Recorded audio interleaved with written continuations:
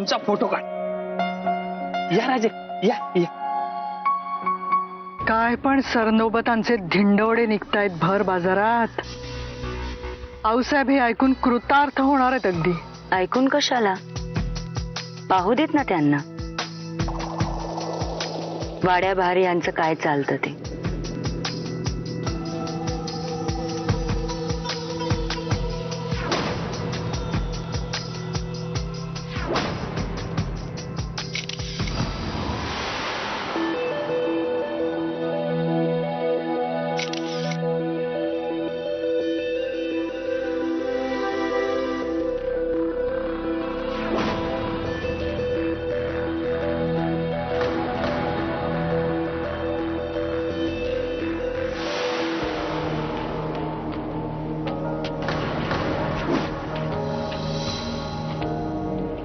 चला ड्रायव्हर, गाडी वाड्यावर घ्या लगेच.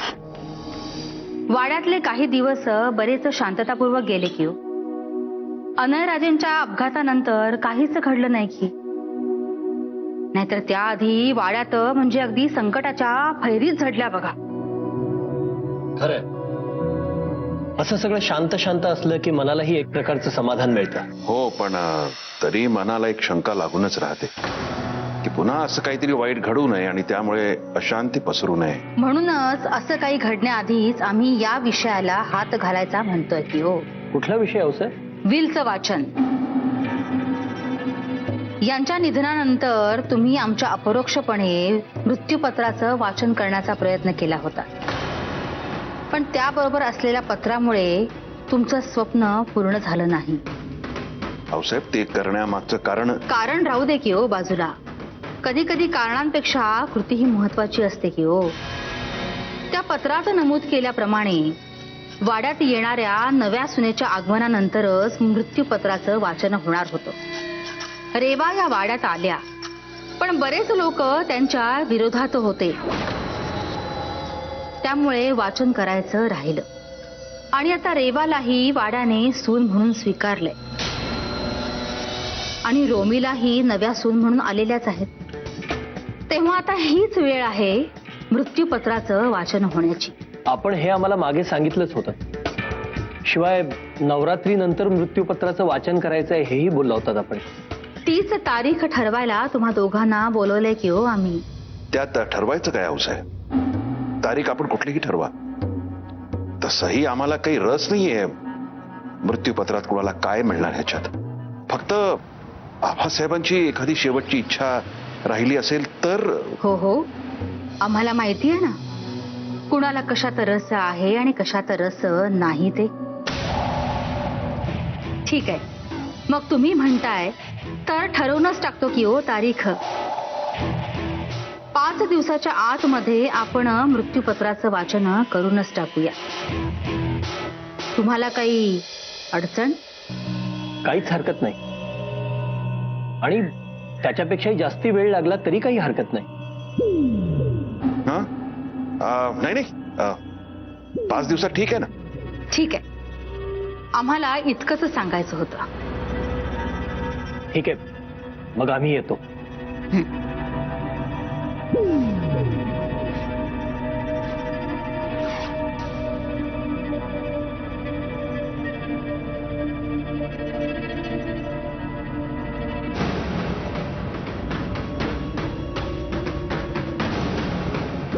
मृत्यूपत्रात काय लिहिलंय हे इतरांना आधी जाणून घ्यायचं असेल तर आमच्या हातात फक्त 5 दिवस आहेत.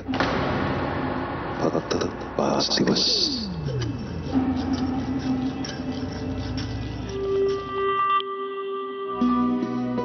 आज मजा आली. मी खूप एन्जॉय केलं.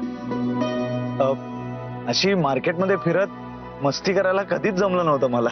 तुला मजा आली ना, मला बरं वाटलं ऐकून. मी मुंबईत शिकायला होतो, पण इतकी मजा मस्ती करायला कधी जमलंच नाही.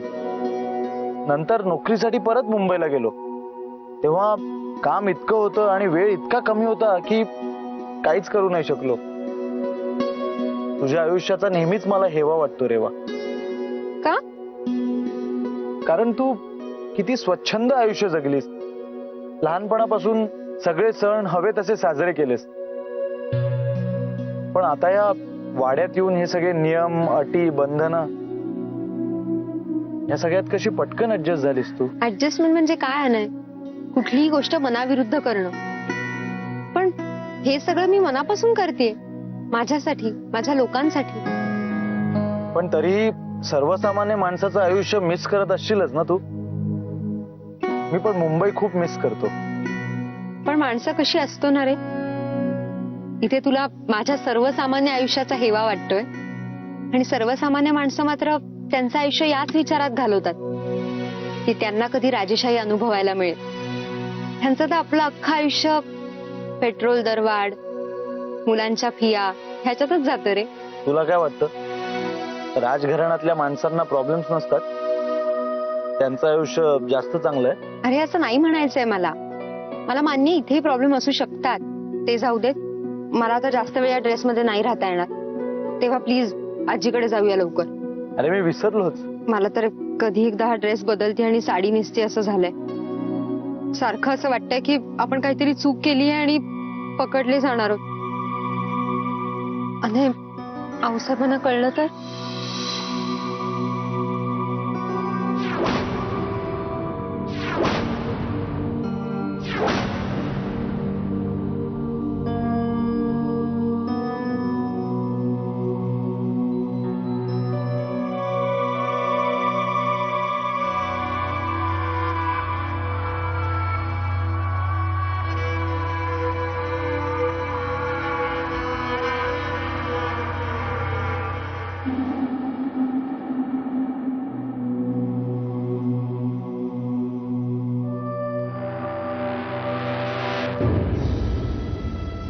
अनयराजे,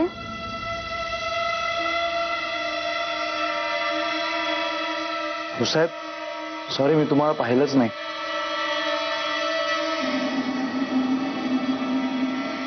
आपलं लक्ष कुणाकडे नसलं याचा अर्थ असा नसतो की आपल्याकडे कुणाचं लक्षच जाणार नाही. म्हणजे मला काही कळलं नाही. डॉक्टर काय म्हणाले की हो? काय नाही, सगळं छान आहे. सगळे रिपोर्ट्स पण नॉर्मल आहेत. ह्या हाताची काही दिवस काळजी घ्यायला सांगितले, पण बाकी खास काय नाही. ठीक आहे, जा फ्रेश व्हा आणि जेवून घ्या. साहेब अच्छा, म्हणजे भूक नाहीये की हो तुम्हाला? याचा अर्थ रेवालाही भूक नसणार. ठीक आहे, जा जाऊन आराम कर. एक मिनिट, एक विचारायचं राहून गेलं की हो, पाणीपुरी कशी होती?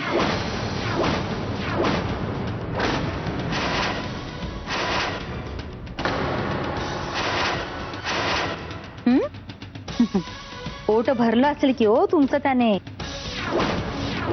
आजच्या दिवशी तुम्ही फारच मजा केली की हो दोघांनी, आणि त्यात हा फोटो ही फारच सुंदर आलाय.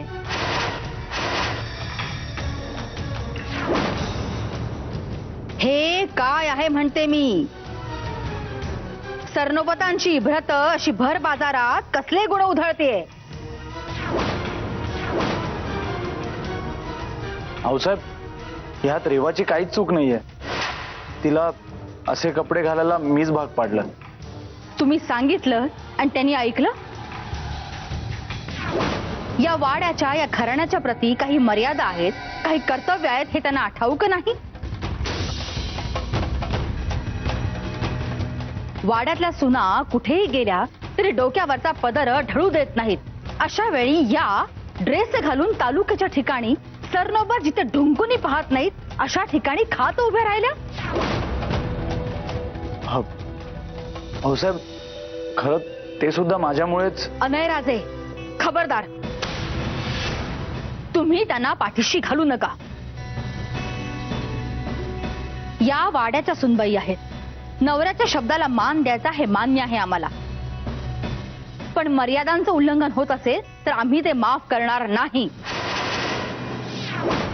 इतकी वर्ष आम्ही वाड्याच्या मर्यादा सांभाळत आलो, त्यामध्ये कधीही कसूर केली नाही आणि यामध्ये कुणी कसूर करत असेल तर आम्ही त्याला माफ करणार नाही. आता आम्ही या विषयावर काहीही निर्णय देणार नाही. आम्हाला जे काही सांगायचंय ते आम्ही उद्या सकाळी ठरवू. जेवणाची वेळ झाली आऊसाहेब. आपण जेवूनच विश्रांतीसाठी जावं. आज आम्हाला अन्न गोड लागणार नाही.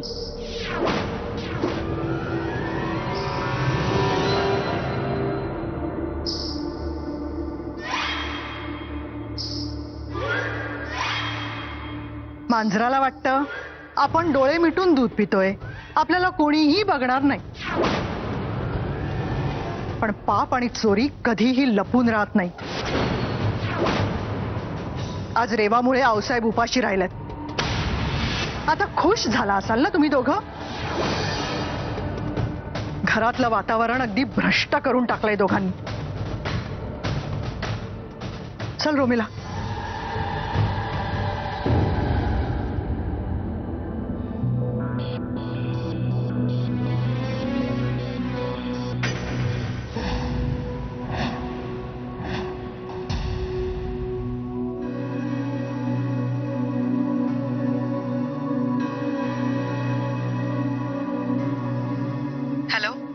हॅलो अलकवंश, कशा आहात? इकडे असताना कशी असणार आहे मी बरी आहे. तुम्ही सांगा. मी तर आज प्रचंड खुश आहे. एवढं खुश होण्यासारखं झालंय तरी काय नेमकं? मेघदत्तला राजगादीवर बसवण्याचं ठरलं वाटतं. हे व्हायला सुद्धा आता फार दिवस उरले नाहीयेत अलकवंश. रेवाविरुद्ध असं जबरदस्त काहीतरी हातात आलंय ना की राजगादीवर बसायला तीच काय, अनय सुद्धा नालायक आहे हे आज सिद्धच झालं आऊसाहेबांसमोर. नेमकं काय झालं ते तर सांगा. तालुक्याला अनय सोबत रेवाला ड्रेस घालून फिरताना पाहिलं. कोणी? दुसरं कोण बघणार? तिचं बिचारीचं नशीब इतकं वाईट आहे की हे दृश्य बघायला तालुक्याला स्वतः आम्ही आणि रोमिला हजर होतो. पुराव्या सकट सापडली ती आज. पण वहिनी, आऊसाहेबांचा तर तुमच्यावरती अजिबात विश्वास नाहीये. मग तुम्ही त्यांना हे सगळं कसं काय पटवून दिलं? आम्ही फारच सामोपचारानं घेतलं अलकवंश. आऊसाहेबांकडे तिची चुगली केलीच नाही. हसत हसत तिच्या मानेवरून सुरी कशी फिरेल तेवढं पाहिलं. काय काय सुंदर दिसते ना रेवा. आणि हा रंग तिच्यावर किती छान दिसतोय. तुला काय सुंदर दिसतंय ह्यात? घरंदाज सुनानाही शोभतं का असलं काहीतरी? तू जर उद्या असे काही उद्योग केलेस ना तर मी अजिबात खपून घेणार नाही, हा सांगून ठेवते. का? एखाद्याला जर आवडत असेल तर काय हरकत आहे असं राहायला. बघा ना किती कम्फर्टेबली उभी आहे ती. रोमिला, तुला वाड्याचे सगळे नियम कायदे आम्ही व्यवस्थित समजावून सांगितलेत. सरनोबतांच्या सुना हे असं वागत नाही. जरा आऊसाहेबांचा मान राख. आणि हा असा विचार परत मनात सुद्धा. साहेब, सासू सुना फोनवर काय बघताय तरी काय म्हणते मी? काय नाही साहेब, असंच. रोमिला, दाखवा बघू काय बघताय ते. नाही आऊसाहेब, काही गोष्टी तुम्हाला न कळलेल्याच बऱ्या. आम्ही उगाच काही बोललो तर त्याला कारस्थानाचा वास येईल. नीलांबरा, तुम्ही असं का बोलताय? कधी कधी तुम्ही अशा का वागता हे कळतच नाही बघा आम्हाला. आणि म्हणूनच आमच्या बोलण्याचा वेगळाच काहीतरी अर्थ काढला जातो. नेमकं तेच ह्या वेळेला व्हायला नकोय आम्हाला. रोमिला, फोन द्या आमच्याकडे. रोमिला, हा आज काढलेला फोटो आहे.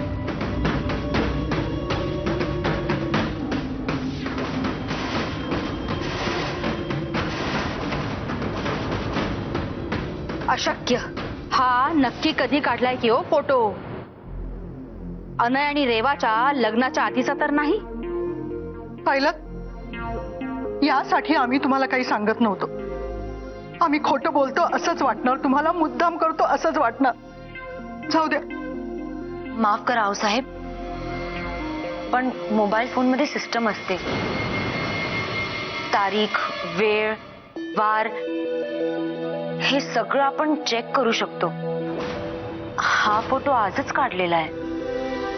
आम्ही रोमेलाला घेऊन काही कामानिमित्त तालुक्याला गेलो होतो. तिथे रोमिलाने काढला हा. आम्ही जर रेवाला पाहिलं असतं तर तिथल्या तिथे तिची कान उघाडणी केली असती. पण रोमिलाने नंतर दाखवला आम्हाला फोटो.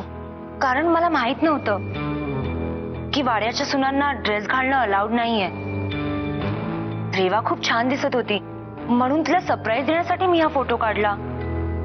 माझं चुकलंच, मला माफ करा आऊसाहेब. तुम्ही कशाला माफी मागताय की हो? गुन्हा रेवाने केलाय, वाड्याचा नियम त्यांनी मोडलाय. कदाचित तिलाही माहित नसेल हा नियम. मुद्दाम कशाला करेल ती? त्यांना सगळे नियम माहितीये. ज्या दिवशी त्यांनी वाड्यात पहिलं पाऊल टाकलं तेव्हा त्यांना आम्ही स्वतः हे सगळे नियम समजावून सांगितलेत. मग त्या अशा वागल्यात कशा? हे सगळे नियम तिला जाचक वाटत असतील. वाड्यात सगळ्यांसमोर डोक्यावर पदर घेऊन वावरायचं आणि वाड्याबाहेर पाऊल पडता क्षणी मनाला वाटेल तसं वागायचं, असं ठरवूनच टाकलं असेल तिने कदाचित. तुमच्यापासून लपवून. निलांबरा, अजूनही आमचा यावर विश्वास बसत नाही. कदाचित याच्या पाठीमागे काहीतरी दुसरं कारणही असू शकतं. आता तुम्ही म्हणताय तर कदाचित दुसरं काहीतरी कारण असेलही. पण तसं असलं तर ती परत येतानाही ड्रेसमध्येच परत येईल आणि मग खरं कारणही कळेलच आपल्याला. पण जर ती साडीत परत आली तर मग आपण काय समजायचं? मग जे काही ठरवायचं ते आऊसाहेबच ठरवतील रोमिला.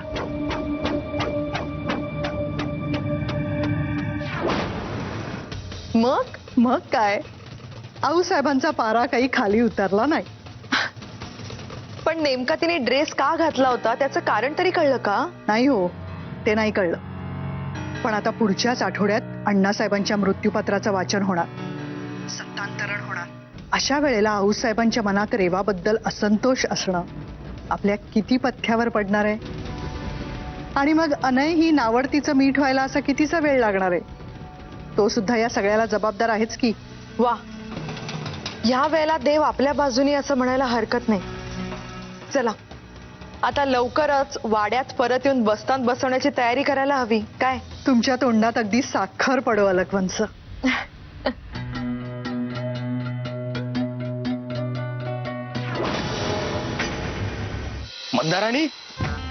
मंदाराणी, आजची घटना ऐकायला तर प्रचंड खुश व्हाल. थांबा, आधी ना मला तुम्हाला एक वेगळीच आनंदाची बातमी द्यायची आहे. काय हे मंदाराणी, आपलं ठरलं होतं ना चंद्रसेन राजेनंतर आपण चान्स घेणार नाही म्हणून. इश्श, तुमचं आपलं काहीतरीच. मला एक वेगळीच बातमी सांगायची आहे तुम्हाला. नशीब माझं,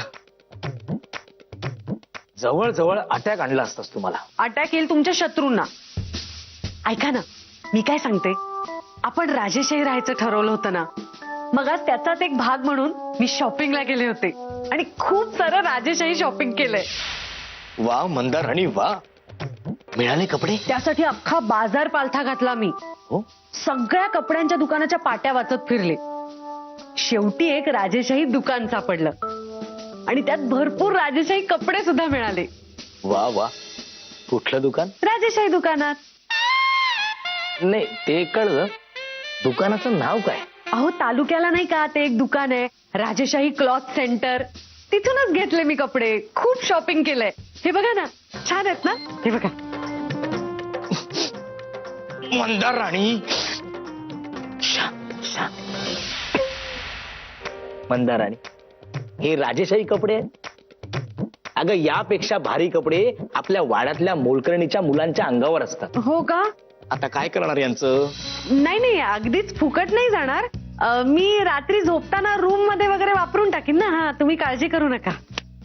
मंदाराणी, असा विचार डोक्यातही आणू नका. हा का? का? देवाने ड्रेस घातला होता आज अनय बरोबर तालुक्याला जाताना. भाऊसाहेबांना कळलं, केवढ्या भडकल्या होत्या. ते पण एका अर्थी बरंच झालं. खूप लाड झाले होते ना रेवाचे. आता बरोबर वठणीवर येईल. नाही हो, असं बोलू नका. किती चांगली आहे रेवा. आपल्या नेहा आणि चंद्रसेनची तर किती प्रेमाने वागते. मंदाराणी, आपलं या वाड्यातलं स्थान बळकट करण्यासाठी रेवाचं स्थान डळमळीत झालं पाहिजे. बरं झालं आऊसाहेब भडकल्या त्या. आता कठोर शिक्षा करतील तिला. एकांतवास वगैरे. येस